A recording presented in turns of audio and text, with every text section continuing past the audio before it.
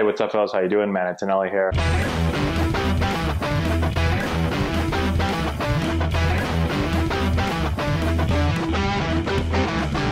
Hey, what's going on, guys? How we doing, man? Antonelli here. So, a lot of rule changes coming to minor league baseball, and we're going to go over them right here. A lot of these are interesting. I heard a lot of people talking about these over the last few days, and I had looked at some of them, but there's even more than I thought.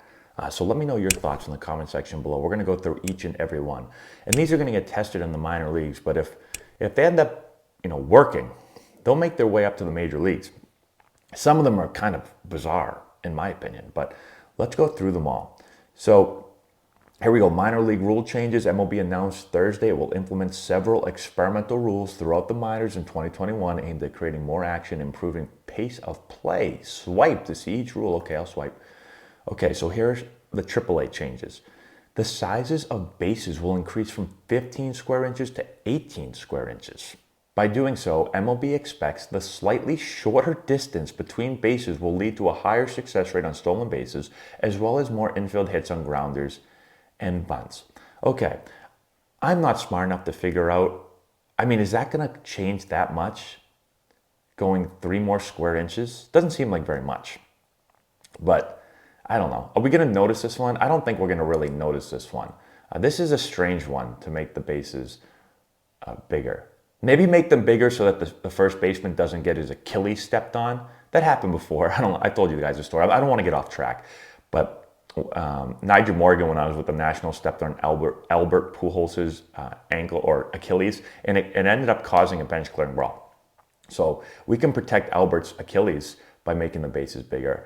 I'm not sure so much about more grounders and bunt hits and stolen bases. Maybe. Do we really need to reward more bunting and ground ball hits? I guess we can. So because people don't like homers as much, they want more exciting plays. So fine. I don't care about that change. Make the bases bigger. Whatever. AA changes. Efforts will be made to limit the ways teams can position their infielders. Ooh. Talking about the shifts now. All defensive teams at that level must have at least 4 players on the infield, which is defined as having both feet completely in front of the outer boundary of the infield dirt. Ooh, I wouldn't like this one, guys, because when I played second base, if a lefty is up, I always push back into the grass because the throw is very short to first base. And so I want to take as much away from the hitter as possible. The further I move back, the more range I have. Obviously, the ball is going to take longer to get to me, so I'll have more time to move left and right. The only time it really hurts you is if you get kind of a slow chopper. If it's someone fast, you don't do this, but someone bigger and slower, you move back. Like when we played Prince Fielder when I was with the Padres, I used to play way back, and you guys see it all the time now. Anytime a big lefty comes up, the second baseman is going to push way back. The shortstop's going to come over and push back too. So it is hard on lefties to get hits through that right side of the infield. And this will create a lot more hits. I don't know every guy that they shift on and play that guy way back there, but when a huge lefty comes up like Joey Gallo, if I'm the second baseman, I don't want to be playing right on the edge. I don't want to be playing on the dirt. I'd rather move back 50 feet. He's going to kill me along with the first baseman. So this will create more hits for sure. Now, obviously, AA isn't going to have a ton of Joey Gallos, but it's still going to create more hits. If the results of this rule change are deemed positive in the first half, I'm sure it will be, the league may in the second half require teams to have at least 2 players on either side of second base. So this is where it really this is where the shift goes bye-bye. As you guys know, in the shift, you're going to bring 3 infielders on one side of a base.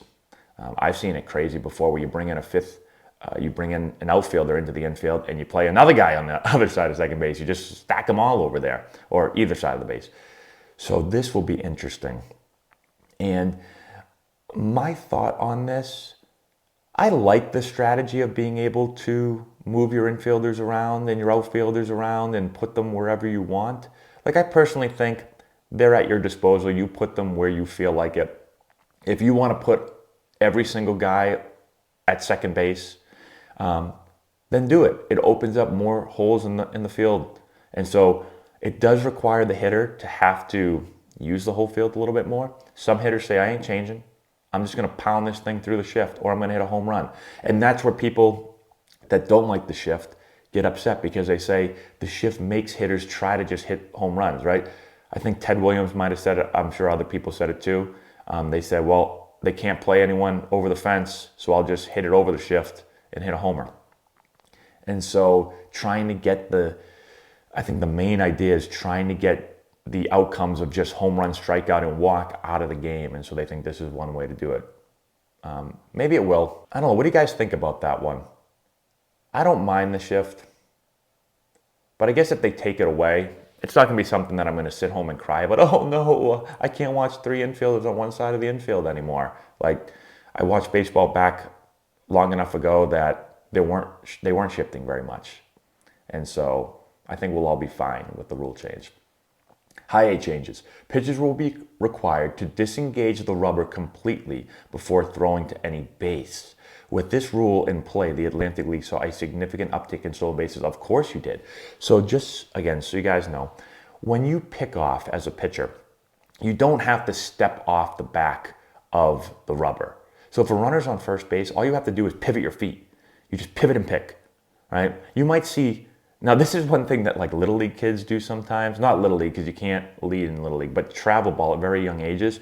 Sometimes we'll get new players in or from other organizations and they'll step off the back of the rubber and then pick. No, that's a bad idea for 2 reasons. One, it's slow. It's way slower to step off and then pick. Once you step off, the runner goes back. And just think, instead of stepping off and picking, you just pivot your feet and pick. That's way quicker.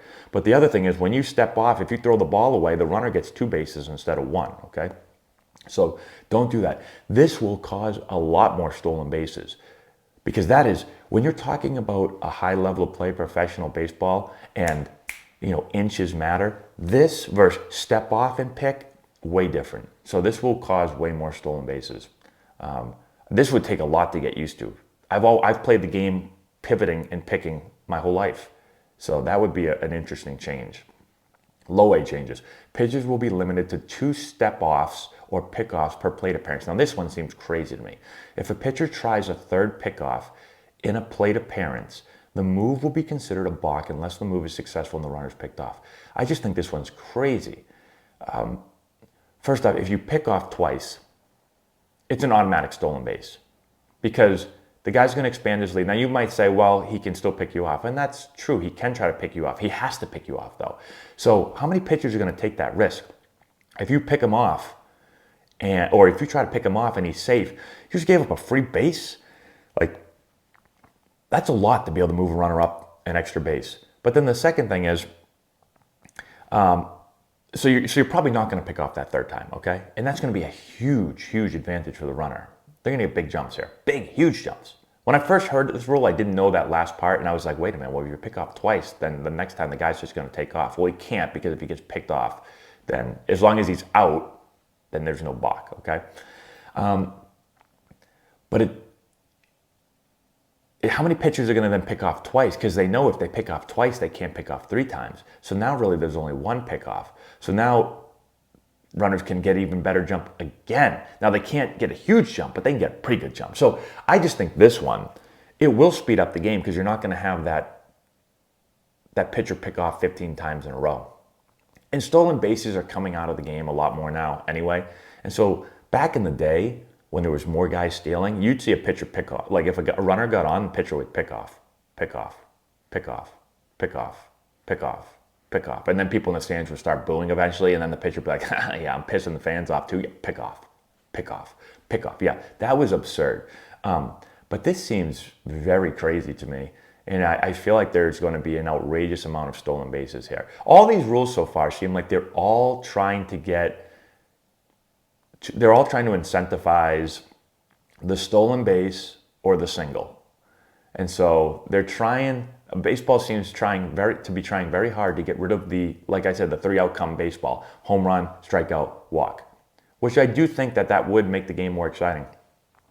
The hard part is, in order to steal a base, you have to get on a base, and the pitchers are unbelievable in striking everyone out. Now again, the shifts thing will allow some more base runners. It should make it a little bit easier to get hits.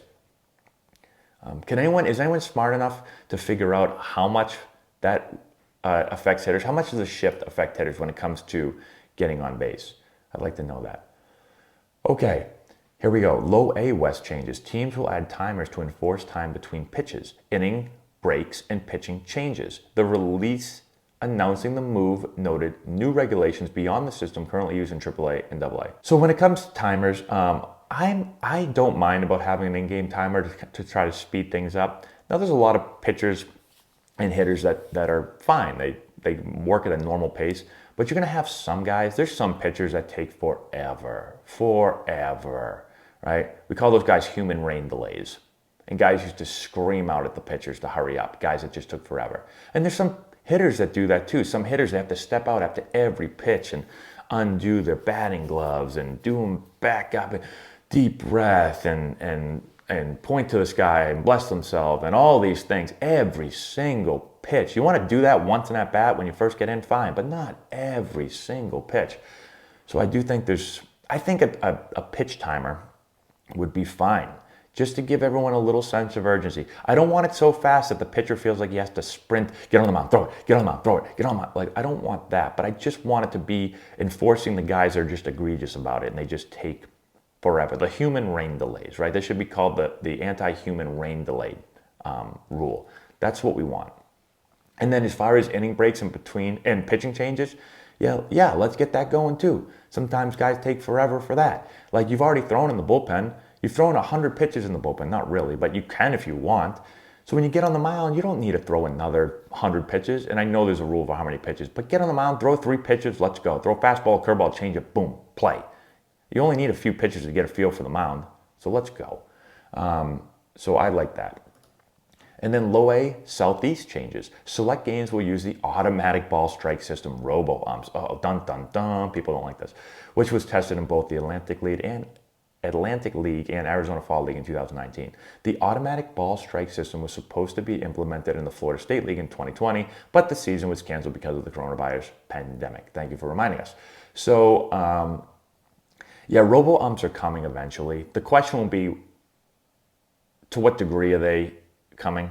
And so is it going to be, is it still going to be umpires back there with a little thing in their ear and some guy in a computer and the ball gets pitched and the guy in the computer is watching, or the computer's smart enough to just say strike, and or I get strike, and then the umpire will go and he'll call it? Or are we going to go to a time in baseball where there's like lights somewhere, or there's a big scoreboard and all of a sudden there's no umpires and the robo-ump says strike, and then it flashes strike on this big board, or you've got some umpire's voice over that says strike, but there's no one standing back there. I think that would be a strange game. That would take a while to get used to that. You probably wouldn't go there right away. Listen, I think an umpire, we can use the robo-ump. We've got an umpire back there. And I don't know how we want to do it, but maybe for again, there's some calls in a game where an umpire just I don't know, he blanks out. There's a lot of pitches being thrown, and there's some balls that are right down the middle, and the umpire, ball. Well, maybe on those ball, we can put a buzzer or something in the umpire. No, it's wrong. Strike. I made a mistake. It's a strike. Robo-ump said it's a strike. So maybe we don't have to go that far, but maybe there's a way that the robo-ump can override on egregious calls. Give the umpire some freedom, but then let the robo-ump make some adjustments. And maybe on the bases too.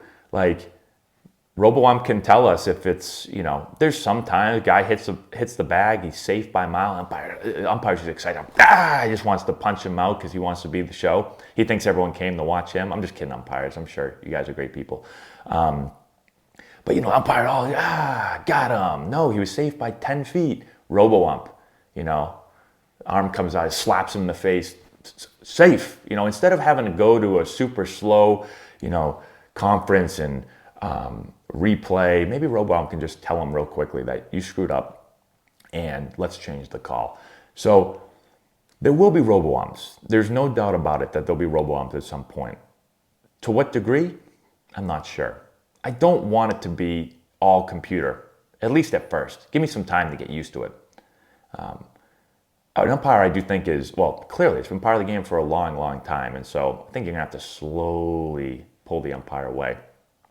I'm all for getting calls right, though. I want good calls. I don't want robo-ump. I don't want a curveball. See, this is what I get afraid of. A curveball that's bottom of the zone and the ball is caught on the dirt, but the ball had enough break that somehow it passed through the strike zone. And hitters are used to, you know, if the catcher catches the ball down on the ground, it's a ball. I don't care what pitch it is. I don't care if you throw an eephus pitch. And if those start getting called strikes, you're gonna get an umpire or a robo-ump, like they're gonna get the hell beaten out of them by a hitter. So I don't want that. As long as the strike zone that's used by robo-ump is, you know, somewhat of a normal strike zone and not any of those crazy calls, then I guess I'll be okay with it. Because I want the calls right. I think that's the bottom line. Let's get the calls right. Anyways, let me know what you guys think of all the, I think that's all the rules, that's it. Let me know what you think in the comment section below. Subscribe to the channel, hit the notification bell, give it a thumbs up, all that good stuff. We'll talk to you later. If you've enjoyed this video and want to learn more about building the elite swing, check out our new course. We have over 2 hours of content, almost 30 hitting drills. We break down the exact mechanics that you're going to want to implement into your swing. I've put the link in the description if you want to go check it out.